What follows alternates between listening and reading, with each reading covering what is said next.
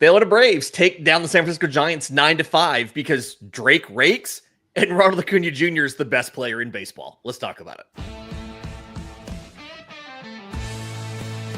This is the Braves Postcast, your instant game reaction for the Atlanta Braves.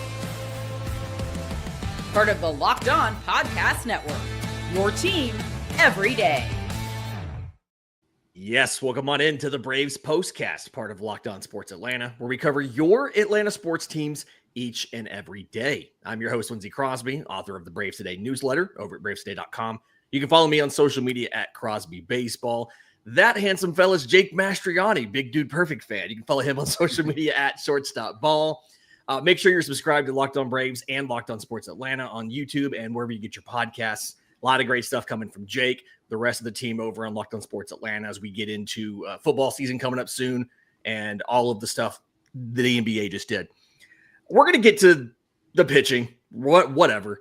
Listen, Drake Baldwin has himself a night, and I can't help but start with Ronald Acuña Jr. scoring from first base on a single to the center fielder, Jake. He was sorry. No, I'm not done. Okay. I pulled the video, the high home camera. He was 6 steps away from third base when the ball got in Young-Hoo Lee's glove, and he was still safe at home. I know the defense wasn't great. They threw to second base. Second baseman hesitated before he threw home. But that's just an insane play by Ronald Acuña Jr. Yeah, look, here's the thing, Lindsay. Some disciplinary action needs to be taken towards Ronald because he is not listening to his coaches right now. He's running through stop signs at third base. He's not hitting the cutoff man. And who cares? He is making some unbelievable plays. I mean, the throw that he made last Friday, it was so incredible. I did an entire podcast just to talk about it. And now here he is scoring from first base on a single that while he's running to second, he sees it go in front of him. Like the ball is just barely getting through the infield. He sees it as he gets to second base. It is just, it's insane the things that he can do. And I said this before we jumped on. I know Ronald's not stealing bases. He's still insanely fast. And look, even before this, like his sprint speed has not been spectacular the past couple of years on Savant, and that can be misleading. I know you gave the run times from first to home and all that, and his best one of the year. He's still insanely fast. He is still really, really fast. He's a really good base runner. I think he could steal bases if he wanted to. I just don't think it's worth the risk at the moment with where the Braves are and obviously where he is coming back from injury. But this is a guy that I think, next year or whenever he decides to kind of unleash it again, I think it's what I see with the speed, and he's good at stealing bases. I think it's a guy that you're going to see steal 30-plus bases again. He has that speed in him. It's just, I know he wants to. That's just the type of player he is. He plays hard, and he loves this game. But yeah, just doing some insane things on the baseball field. It's must-watch TV, and I'm so thankful that he's here because in a season that has been so tough to watch and a second half where your team's likely going to be out of it the rest of the way, to be able to turn it on every night and just say, what is Acuña going to do tonight is a really fun feeling as a Braves fan. Yeah, I mean, it's somebody made the point here in the chat. It's Ronald's not afraid of running fast. It feels like he's trying to avoid the stop-start, the change of direction and things like that, because that's how he got hurt last time. That's how he tore his ACL, was on the base paths, trying to pivot and go back to the base. But to your point, he absolutely can turn it on. 29.8 feet per second was the speed, and the time from first to home was 10.03 seconds. His fastest time of the season, faster than the previous time in the game that he did it. And yes, the MVP is Drake Baldwin. We're going to get to him in a second, but Ronald gets 1 hit, but he walks 3 times. He scores 3 runs 4 times on the base. It's just, there's nobody else on this team that can do all of the different things that he does. And to your point, it's tons of fun to watch. It's must-watch TV. Like, you can't leave the room to get a new drink or something if he's going to be in the field, he's going to be at the plate doing anything. But he just gives you that extra. Nobody's doing what he's doing. Some guys can do a thing. Like watching Nick Allen play defense is one of those, like, nobody can do it like that. He is fantastic. But Ronald does it for everything. He's running the bases like that. He's launching massive home runs like he did on Sunday. He's making those throws like he did on Friday. He's the most, I see why all of the former Braves players were saying he's the most talented player to ever play for the organization. Yeah, I mean, it's like we're biased, but I think he's the best player in baseball. I mean, certainly one of the most exciting things with what he can do in the field and at the plate. I mean, I know Ohtani can pitch too. I think Acuña could pitch. You watch that throw from right field. I think he could pitch if you really wanted him to, but he's got the speed. He just has the full package. And I mean, it's a 4-game span here where he has just done some amazing things that not maybe some people in baseball, like you said, can do 1 or 2 of those things, but they can't do all of those things. They can't run from first to home like that. They can't make a 300+ foot flat-footed throw like that. They can't hit a ball 450 feet like that. And Ronald has done all of those things in a 4-game span. It's just truly remarkable the talent he is. And we're so blessed to have him. Give this man a blank check. Keep him here for his entire career. You know, a lot of people are not happy about the season ticket prices for A-list memberships going up and the James record and all that. You drop a blue box tomorrow morning that Ronald's been signed to a 7-year deal, that would fix everything. Yep. A lot of people would be fine with that. All right, Drake Baldwin, 3 for 5, 6 RBI. He's one off the Braves. I believe it was the Braves rookie record. And this is the most RBI the Braves rookie has had. I want to say since it was Kelly Johnson in June 2005, which there's a name. I do feel like he got a little bit of help with the scoring here. RBI double probably should have been an error. I don't believe he touched it, so they gave him a hit on that. But he goes, he gets the 3 hits. He also gets on via the error. He put 5 balls into play today. And can I tell you the velocities of these balls? I know people don't want to hear this stuff. 104.3. Then he gets on via the error, 98.6, 98.4, 98.2. 4 hard hit balls and 5 batted balls. It's just phenomenal. And this right here is why you called up another catcher today in Sandy Leon to ride the bench for insurance, and why Atlanta is trying to play both catchers every single day, because Drake Baldwin is legitimately one of the best hitters on this team. And he's done it in his very first season in the majors. And it's been pretty evident since day one, too. I know he wasn't getting the results early on, but the at-bats were there. He was making hard contact, as a lot of Braves hitters were in that first couple of weeks and months, and just weren't getting the results. And it's just been pretty clear from the get-go that he can handle the pitching here and that he belongs at this level. And I know we've talked about a lot, the fact that the Braves have to put him in the lineup pretty much every day the rest of the way.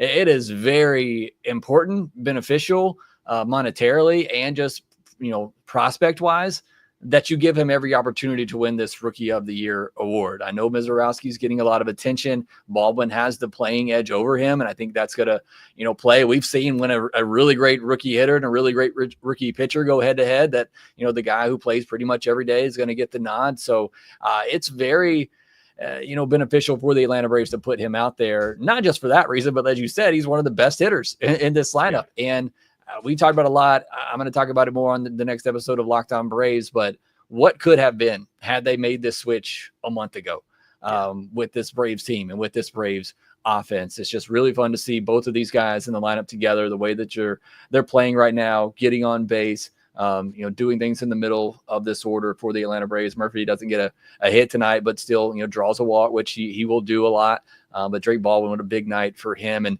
in that first inning too, where you had the bases loaded and the guys all over the place, but I'm looking for a heater. If I get something up, I'm just looking fastball and I'm going to absolutely crush it. And he did. Yeah. I mean, and it's especially when you think about the fact, like getting those 2 guys in the lineup every day. If Ozzie had gotten hot a little bit earlier, like since the All-Star break, he's batting like 308.